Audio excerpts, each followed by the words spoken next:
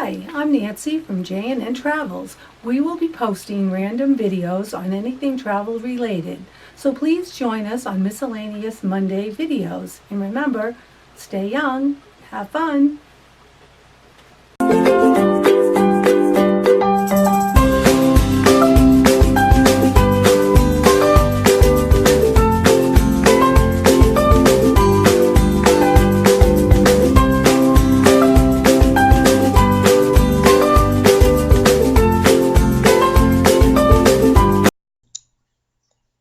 Hello, this is John from J&N Travels.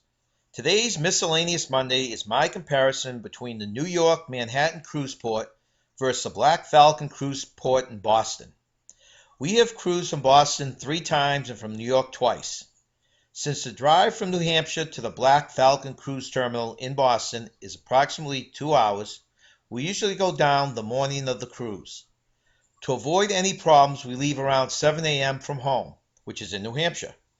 If there is no traffic or other problems, we get to the cruise port between 10 and 11 a.m. There is a parking garage a short walk from the terminal. We usually drop off all our bags at the terminal, and Nancy stays with the bags, and then I park the car. The prepaid parking is currently $21 for a 24-hour period. There are other parking lots in the area, but you need to have a shuttle to transport you to the cruise port. We've never used these, so I'm not sure of their costs or their efficiency. A more complicated way of getting to the port would be to use Uber, use a bus, or use a subway.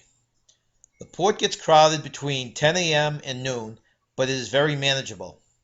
It's convenient at the end of the cruise to just leave the terminal and walk right across the street to the parking garage. It's usually an easy exit onto the highway and out of the city.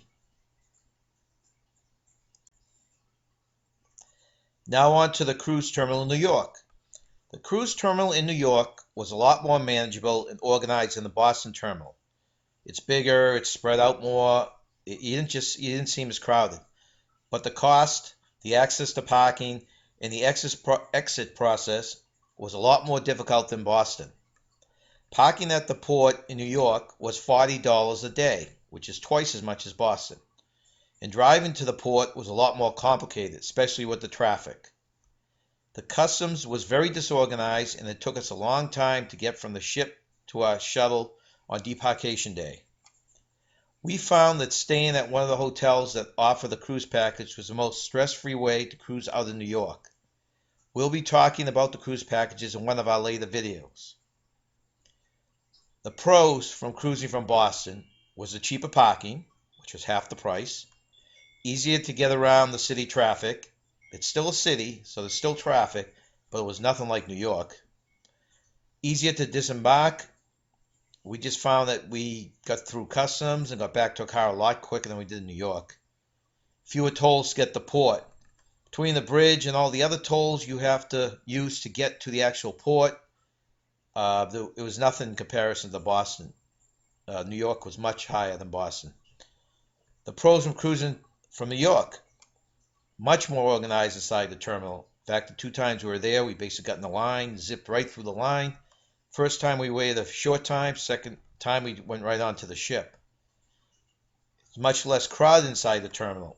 Yeah, it seems like you can stretch out more and move around more without bumping into other people. And leaving the port and seeing all the sights in New York. This has to be by far the biggest advantage of leaving from New York. You see the skyline, you see the Statue of Liberty, you see the Verrazano Bridge. I mean, this was incredible sights to see. I don't know if I could ever get sick of that. So those are our comparisons. Now, obviously, you're going to leave from the terminal that your cruise ship is leaving from. But if the cruises were equal and you were just trying to determine the factor based on the terminal, this is our take on both. Thank you for tuning in. Please subscribe to us and like us below.